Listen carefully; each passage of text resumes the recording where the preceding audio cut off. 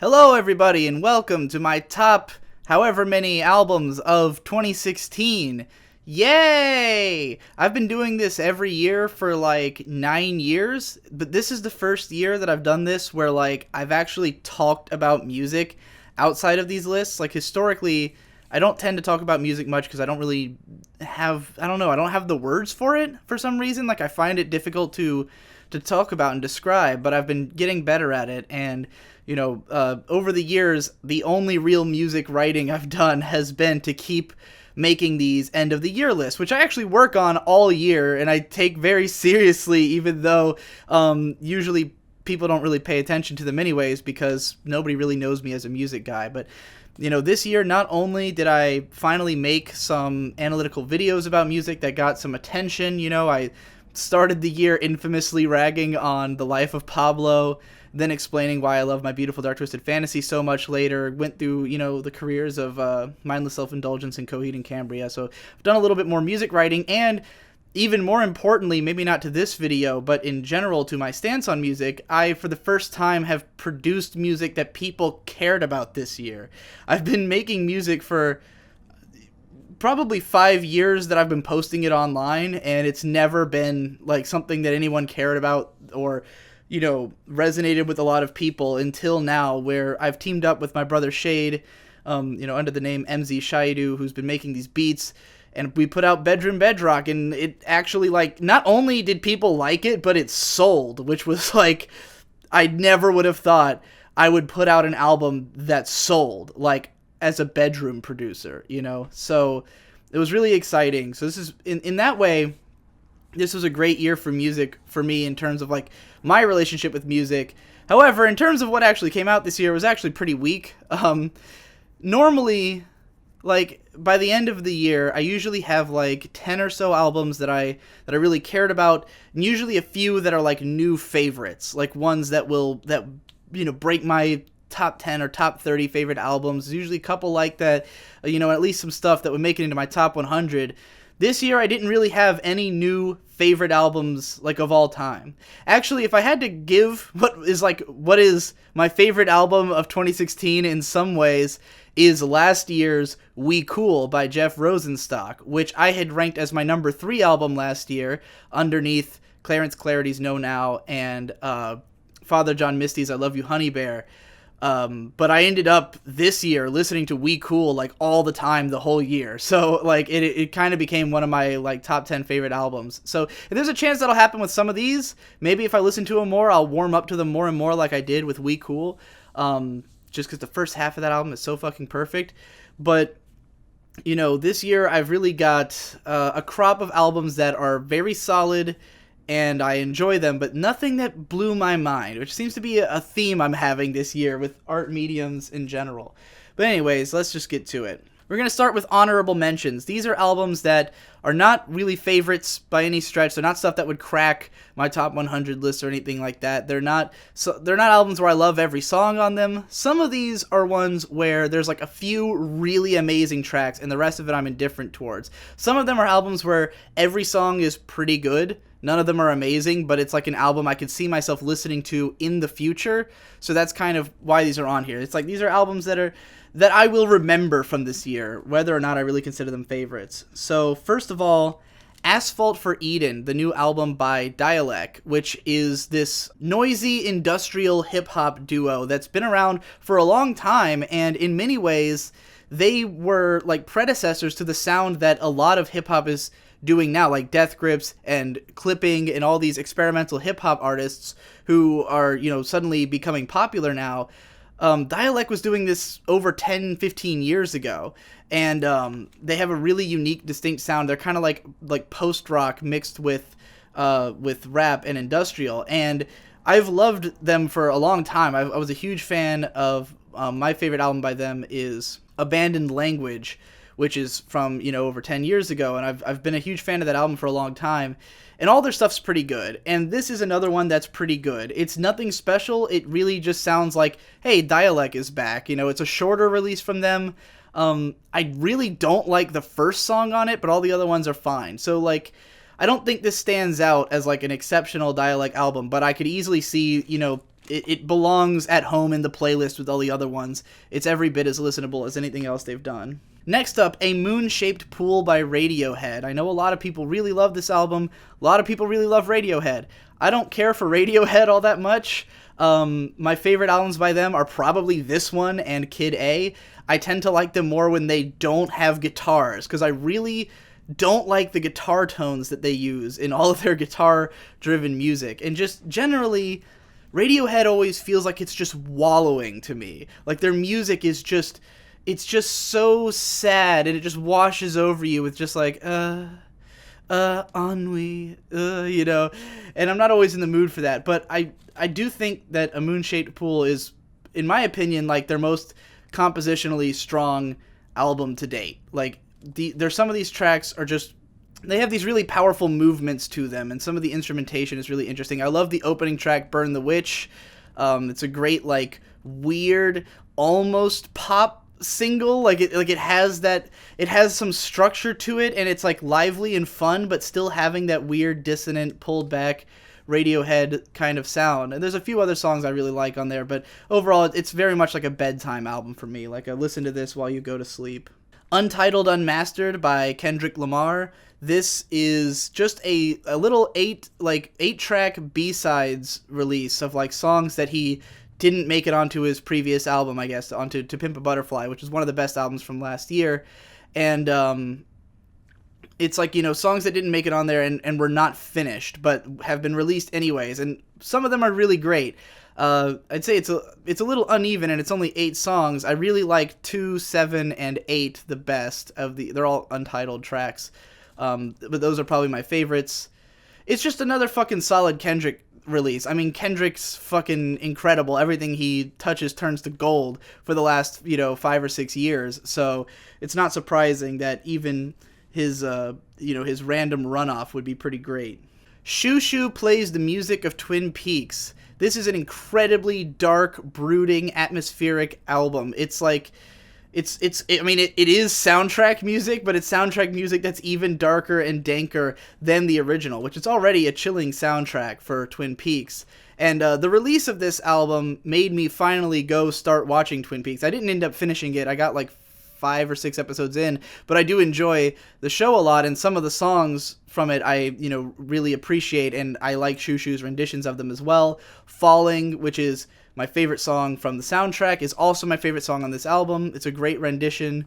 Again, this is more bedtime music for me. It's like the kind of stuff I throw on when I go to sleep, albeit if you make it all the way through this thing and you're still awake, some of the later tracks are nightmarish and are not easy to get to sleep to. Wildflower by the Avalanches.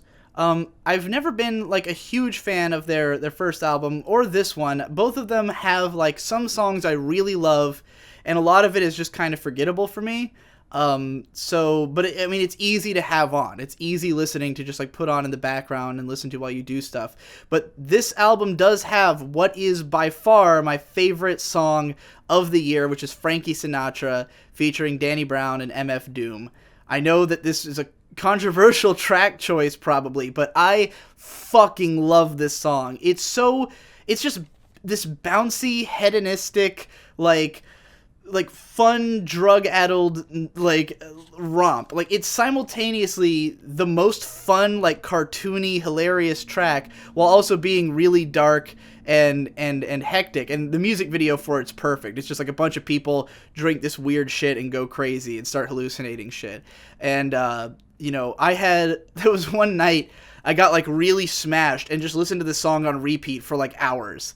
Like, it's a perfect song for drunken debauchery and having fun with it. I also got to give a shout out to my own album, Bedrock. I mean, I definitely listened to this the most out of any album this year. Both in the process of making it and in the process of constantly, like, reminding myself of it and just sort of drinking in the idea that I'd actually made an album good enough that I kind of like it, I mean, I've liked all my musical releases more than anybody else does, but this is the first one where I feel like a sense of pride over it, that like, oh my god, we put together an album, it's short, but it's an album, and it has some legitimately great songs in my opinion. I really love Rotten and Humans Are Okay. Like, those two tracks for me, the rest of it, like, I mean, I'm proud of all the songs, but all of them have just one thing I would change here or there. The mixing's not that good, or the lyrics aren't that good, or the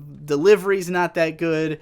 But those two songs really come together for me, and I just love them. And a lot of that, you know, with Rotten, a lot of that is because Endless Jess brought a fucking incredible verse to that song, really brought the character to it, you know, like, you know, I like Mine as well, but I think it's the way that Mine and his bounce off of each other that really brings that track to life.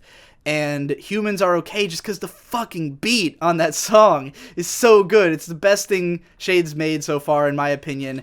I could listen to it all day, and I have. I've listened to that song for like whole day stretches. And the music video that Victor and Shade put together, my brothers, you know, they went out and made this video that's fucking adorable, and it's my favorite thing that's on YouTube this year, probably. It's just a blast to watch. And, you know, there's other songs I like from the album, but again, I have this or that nitpick with each of them. So now to just go through a few that I didn't spend a lot of time with, but I think are worth mentioning. Sirens by Nocholas Jaar is just some pretty good like background music to have on. It's interesting. What's This by Polysics, which is a Japanese band who unfortunately you can't find any of their fucking music on YouTube, at least not from this album, is this like massive, difficult to listen to album of like these frantic, insane, like glitch punk acid. It sounds like if like Foxy Shazam and Melt Banana fused or something. I don't know if that makes sense to anybody. It's kind of madness and really unhinged and like just goes between happy and heavy at the drop of a dime. It's a really fun music, but it is headache inducing. All the songs kind of sound similar, and if you try to listen to the whole like 22 track album, it really starts to be draining, but there's some really good songs on there nonetheless. Some stuff that I only discovered at like the very end of the year, so I haven't had much time to listen to yet. Sleep Cycle by Deakin, which is one of the members of Animal Collective. I didn't even know about this release until the very end of the year when I went on Twitter and asked everybody to share their favorite albums with me. Animal Collective put out an album this year that I didn't care about at all. The only song I really liked from it was the opening title track Floridada, which I had on my last year's Songs of the Year playlist. But this year, you know, I was just kind of, I was just not into the album as a whole. But this Deakin album is like the good Animal Collective album we didn't get. I mean, it's kind of short, and it's not like a fully evolved series of tracks, but at the same time, every Animal Collective album for me is always like hit or miss anyways between different songs. And this one's kind of pleasant all the way through. So I definitely want to spend more time with it as the new year starts off. Little Grids by Igloo Ghost is a really solid short EP. Igloo Ghost has these really, really densely packed experimental electronic songs that are really cool. I wasn't as into his release from last year, but his EP this year I was more into, and I'm looking forward to, like, if he ever puts out a full album, I feel like he's going in a direction I will appreciate with his music. Also, a SoundCloud artist that someone introduced me to just the other day. It's a duo, a sort of hip-hop duo called Cool Swim and Pretty Maxim. And they put out 2 short albums this year of just all these sort of, I guess, cloud rappy kind of like these really atmospheric instrumentals with these vocals that are about the same kind of subject matter as Bedroom Bedrock, really. A lot of it is just being like alone in your room thinking about shit too much and being kind of depressed and upset with yourself in the world. Like, it's that kind of music, so sort of in my wheelhouse, and I really enjoy the production of Pretty Maxim. And then some albums that I didn't really like the whole album, but there's a few songs in them I really liked. Pups, The Dream Is Over. The first 2 songs on this are fucking amazing. They're 2 of my favorite songs of the year. 2 just really amazing songs that I'll probably be listening to forever. The rest of the album, I completely could take or leave. Didn't care for it all that much. Floss by Injury Reserve has a couple of really big hit singles on it. Fucking All This Money is a great song, but I have never been able to get into a whole project from them. Wriggle by Clipping. I didn't like this EP that much, but the song Wriggle is really fun. And I like that this EP exists. I like the subject matter and how fucking weird it is. But it wasn't as powerful as like a full Clipping release. And Clipping did put out an album this year, Splendor and Misery. I never really got the chance to dive that deep into it. I'm not as into it as their previous albums because even though it's a story concept album, I think it's kind of monotonous. Like it's very much just like the sounds of like space a lot of the time. And I haven't had time to really read into the lyrics and stuff like that. So I probably might get more into that album next year, but haven't really yet. Pogo, the YouTube electronic music producer Pogo, who's known for like remixing Disney movies and stuff into songs, has been putting out a bunch of pretty good material this year. And then at the very end of the year, he dropped like an album of all of it compiled. I'm not like a guy who would listen to this all the time, but I do visit his tracks, every once in a while, especially Data and Picard, a song he put out this year remixing the sounds of the Star Trek The Next Generation, which I watched a lot of this year, and I really like, so I really appreciated that mashup in particular. All right, well, that's it for my honorable mentions. And before I continue, I should have said this at the beginning, but I have also a playlist of my top 35 favorite songs of the year. So please go check that out. I spend a lot of time on my playlists. I did this last year as well, and I don't even think I ever ended up mentioning it anywhere except like Twitter. But I really go into a lot of detail with my playlists to make sure the track order is good, because they're not organized by how much I like the songs. They're organized by trying to have cohesion between the way they flow into each other and like conveying certain moods. So like with both playlists from this year and last year, I kind of started off with some more fun, energetic stuff, then it gets into like the really darker and more weird stuff, and then it kind of flows into some nice like happy feels towards the end to end your year on a good note, Though I will say this year, particularly, it's very dark. The whole playlist is pretty dark. There's not a lot of really bright spots. There's a lot of fun, but even the fun songs are sort of dark and seedy. So, it's a good time, but it will be a dark time. And it definitely leans towards hip-hop and weird experimental music, which is the kind of stuff I listen to a lot of. So, all right, let's get into my top 8. My 8 albums from this year that I would consider favorites, that I would put above all the rest. Number 8 is Atrocity Exhibition by Danny Brown. This was a lot of people's pick for album of the year, and understandably so. It's just really off-the-wall experimental hip-hop shit with Danny Brown, who is one of my favorite rappers in terms of like his voice and character. He's got this loud, obnoxious, abrasive voice that really stands out, and I love it a lot. I took a lot of influence from it on Bedrock, particularly the single from this album, When It Rained, which came out like significantly before the album dropped and is one of my favorite singles of the year. And I listened to it over and over and over again, and like it was a direct influence on some of my flows on Bedrock, as the Needle Drop pointed out when he listened to it.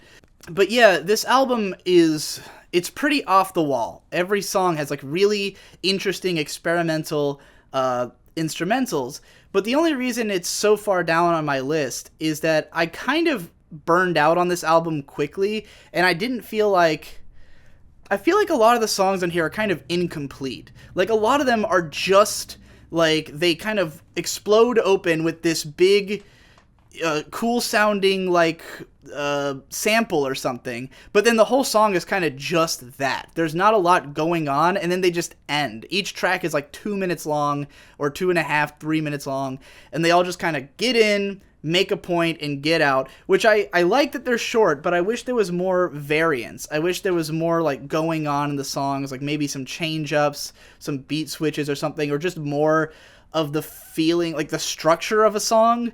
So many of them are just boom, hit, and then it's over, and you're like, oh, well, I guess that was fun, but then when you've heard it a few times, it loses that impact, where a song like Ain't It Funny, the first time you hear it is like, what the fuck, but then when you've heard it a few times, you realize it's not as crazy as it first seems, it's just like a couple of samples repeating through the song.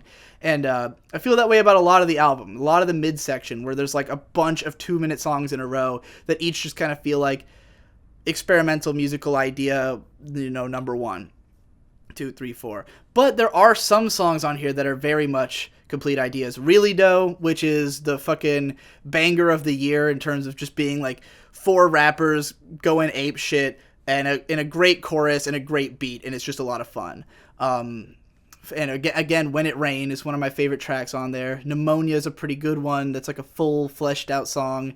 And I mean, I still have fun with like Ain't It Funny and all those crazy ass fucking songs. Dance in the Water, that one's fucking batshit insane.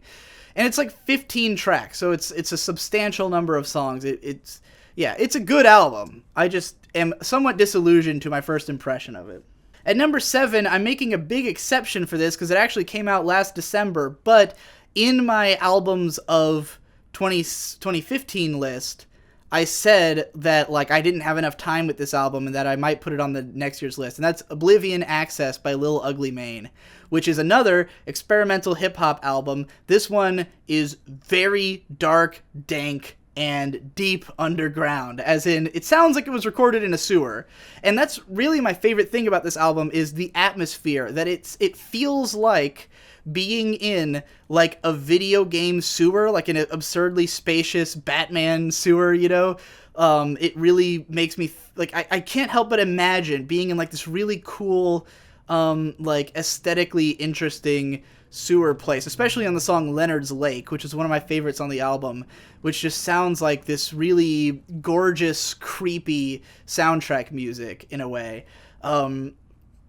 And it calls to mind like Bloodborne or something, it's just like being in a cool, dark, dank place.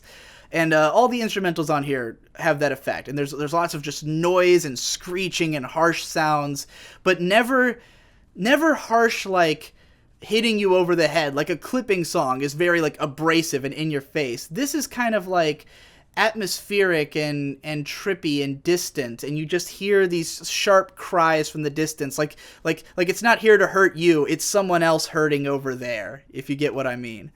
And I think it's really powerful stuff, and I really enjoy Lil Ugly Mane's lyricism and style. It resonates with me. It's the kind of stuff that I could see myself, rapping about. And he's got a way with punchlines. He's got some great fucking lines on here. Like, your third eye is just a fucking hole in your head. Or, they trap you in these systems that are phallic in design because they fuck you in the mind. Boy, they fuck you all the time. Love those fucking lyrics. It's dark and brooding. And I really appreciated it. It's not my favorite of the year because not every song's incredible. Sometimes I can get a little lost in it, but I really, Collapse and Appear and Leonard's Lake are definitely my favorite song. It's kind of almost a two-parter. They lead into each other really well.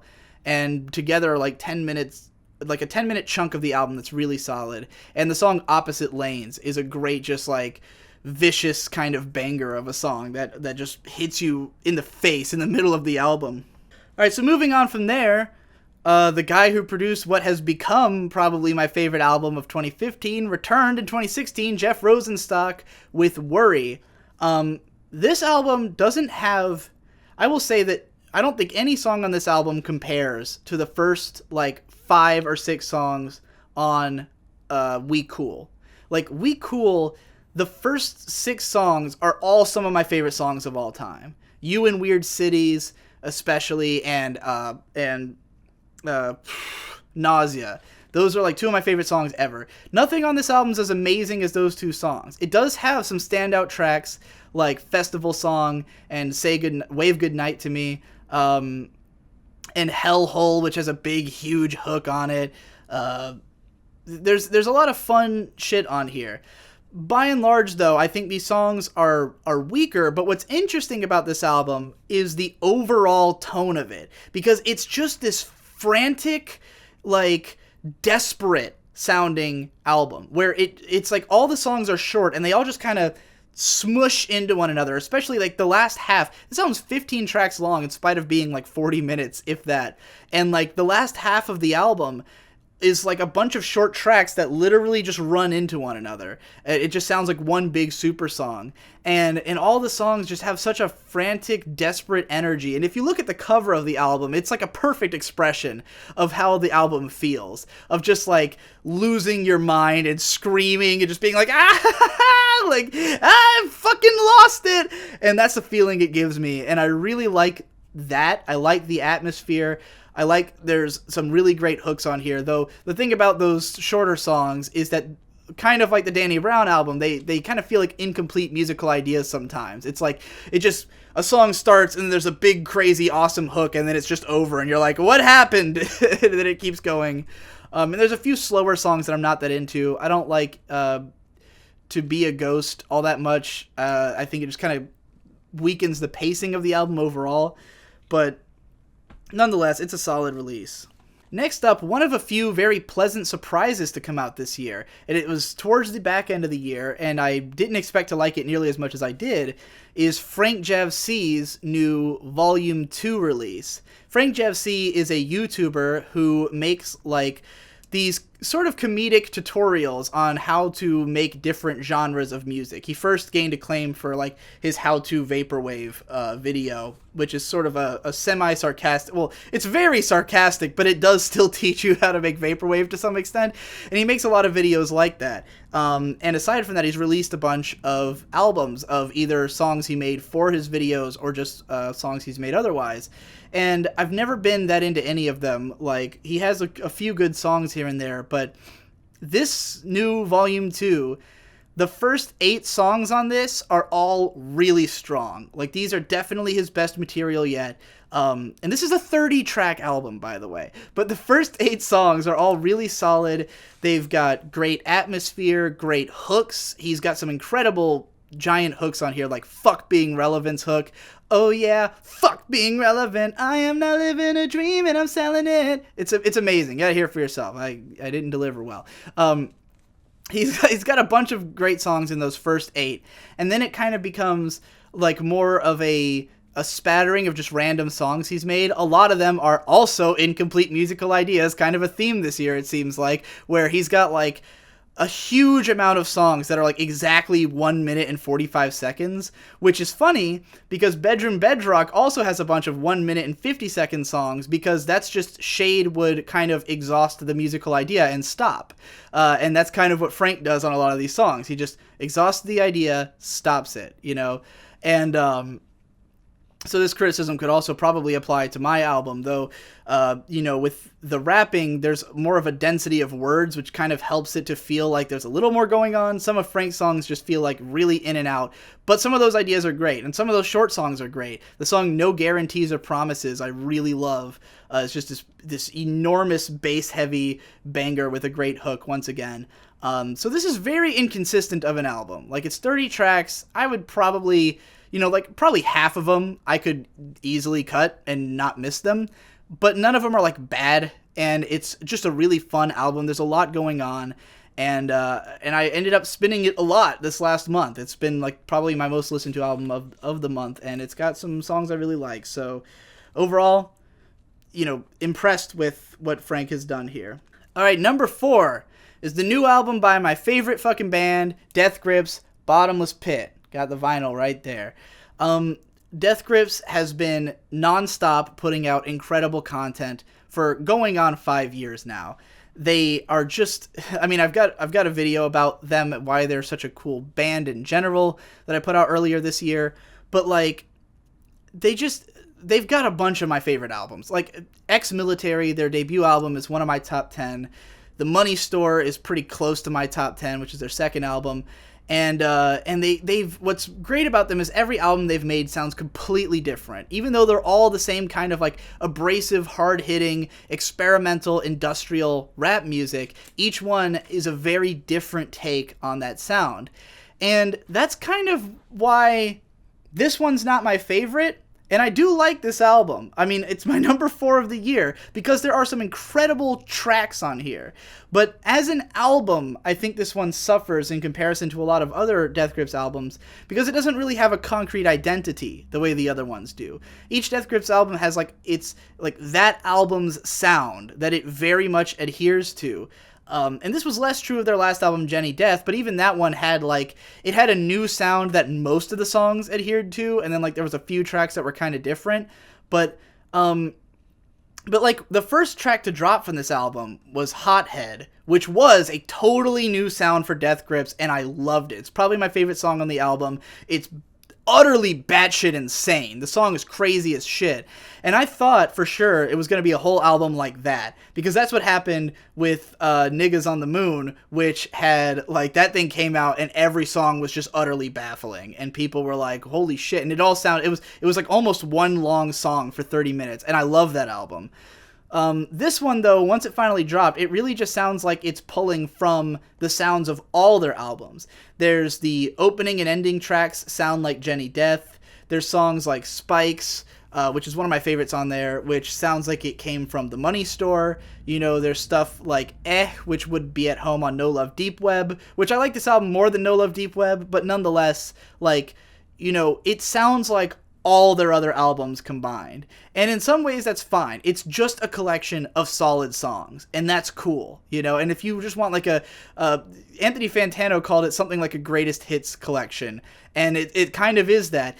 I think the songs, I don't love all of them. The ones that are really strong are really strong. Hothead, Spikes, 8080808 is pretty good. 3 Bedrooms in a Good Neighborhood. There's a bunch of really solid songs on here, and none of it's bad. But it's, it's not my favorite Death Grips album. But still, you can't go wrong with a Death Grips album. Even, my least favorite, which is either, not counting their instrumental stuff, either Government Plates or No Love Deep Web, even those have songs that are just utterly incredible on them. So, the band has not disappointed me yet, and I would be shocked if they ever did, especially because of my number 3 album of the year, which is Scum With Boundaries by the i.l.y.s, a side project of Death Grips. And this was another really pleasant surprise because the i.l.y.s was, last year on the Death Grips YouTube channel, all of a sudden 10 songs appeared by a band called the i.l.y.s that sounded nothing like Death Grips, and no one knew what it was. It was just what is this just a band that Death Grips is signing, or is it their friends and they're just giving them a platform or something? What the hell is this? It later became apparent, I guess, that it's actually a side project of the 2 members of Death Grips who are not the rapper, MC Ride. It's Zach Hill and Flatlander. But I didn't know what it was, but the thing is that last year's album wasn't very good. It was just a bunch of weird little, kind of butt noise kind of, I don't know. It sounded it was just kind of generic, and it didn't feel like it had a lot of effort put into it, really. And then this year, they suddenly put out a new album that's totally different, way more experimental, way more in line with the stuff Zach Hill would have participated in with the band Hella towards the end of their career and stuff. Just this weird off-kilter rock and roll music that's all very fun. This album, it starts off kind of creepy and atmospheric with Disastrous Looks, but by the time you get to Stop Yelling in the Museum, which is track 3, which is just a super duper fun song. It's just a driving around going, yeah kind of track. I absolutely love that song, and it really kicks it off and brings the album into high gear. Then you get these weird off-kilter songs Starts with a C and Ends with a U that are totally freaky and interesting, and the whole thing is just really interesting. It doesn't quite sound like anything else I've heard before. It's crazy that Death Grips, who already are pioneers in one genre, would have 2 of their members just make a totally unrelated album that sounds nothing like Death Grips, but also sounds nothing like anything else, in a wildly different genre. So I can't even believe how fucking talented these guys are and how much they speak to my taste on everything they put out. But I really loved Scum With Boundaries, and for a long time I would have considered it my favorite album of the year. but you know, it's kind of contested by these next two, which I feel a little bit more strongly about. So number 2, this is the one that everyone's going to give me weird looks about because this is fucking bizarre music, but I really fell in love with it. I discovered it late in the year from a best of list on the Needle Drops website. One of his co-writers had a top list that had the song on this album on it, and I really fell in love with it. It's New Introductory Lectures on the System of Transcendental Qabala by Valhaal. Now, this is made by a guy.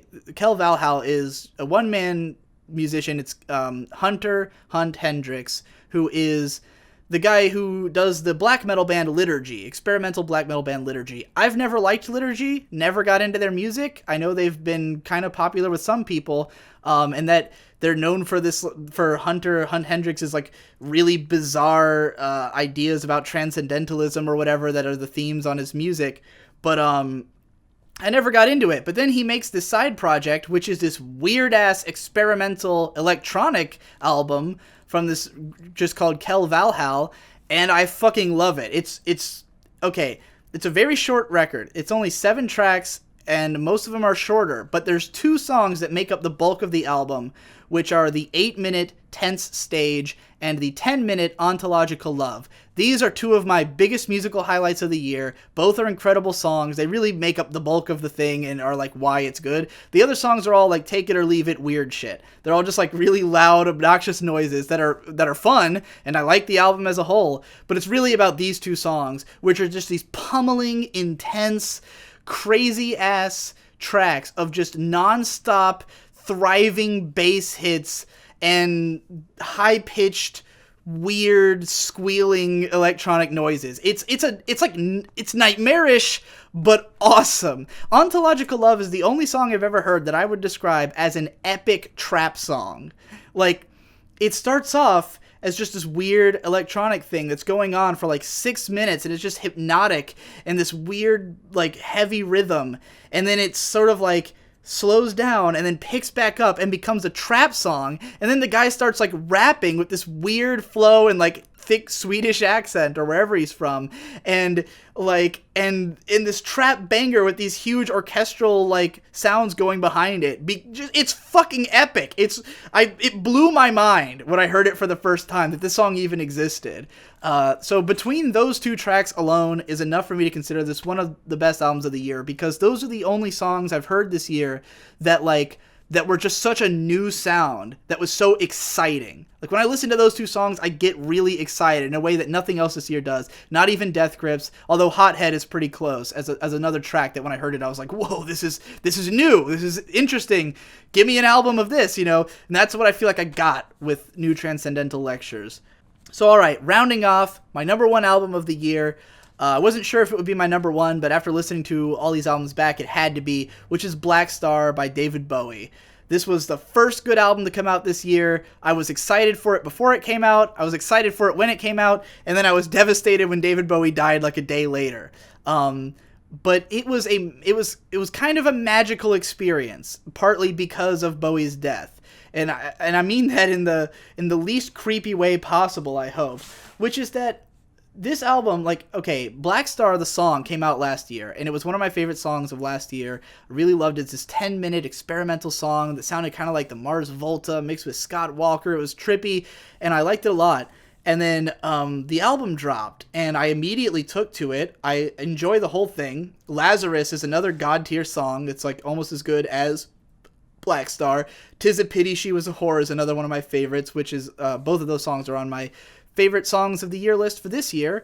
And I really enjoyed this album, and then Bowie died, and it was what immediately became trippy as everyone realized it, is that the album's about him dying. It's about the fact that he is dying, and a lot of the songs are him speaking from the perspective of having died. So the fact that he died immediately after it released, like, is the theme of the album, which is, first of all, creepy and trippy as fuck, but also really interesting and cool in that he made his death into an art piece in a way. And it helped me a lot, and I talked about this early in the year on the Digibros channel on me and my brother's playthrough of Bloodborne, that, like, I've always had trouble dealing with death, like as a concept. Like I hate thinking about it, and I hate thinking about the idea that I or other people will die. But seeing the way that Bowie was able to like sort of commandeer his death and make something out of it was really it helped me a lot to like deal with that idea of like, you know, I started thinking about, well, what if I could do this with my, like, you know, prepare for what if I do die, and the I don't get saved by the singularity, as I'm always singing about, and it, you know, what if I had a plan in place like this.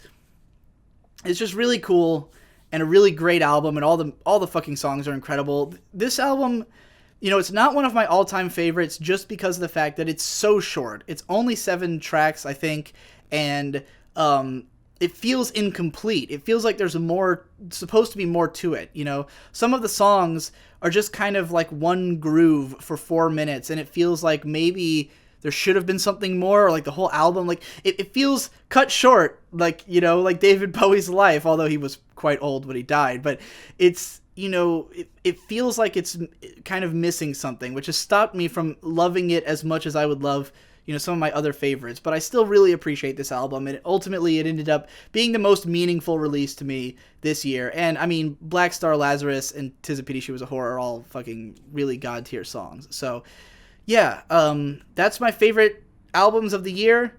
Check out my favorite songs playlist. There's some stuff, you know, that maybe I didn't talk about at length here. You know, my only rule for the playlist was it had to be songs that, like, not only either came out this year or weren't on last year's list, because some of them are songs that came out, you know, on albums this year, but they had been released as singles last year, but I didn't hear them back then. So, and shout out to the song Ultralight Beams, because Kanye West and Chance the Rapper, 2 musicians who've put out some of my favorite albums of all time, both put out albums I absolutely hated this year. But Ultralight Beams is an amazing song, and they were both on it, and it was one of Chance's best performances of all time, you know, and Chance's album had Angels, which was one of my favorite songs ever from last year, so, you know, at least there was something from those guys. That's it. See you next year.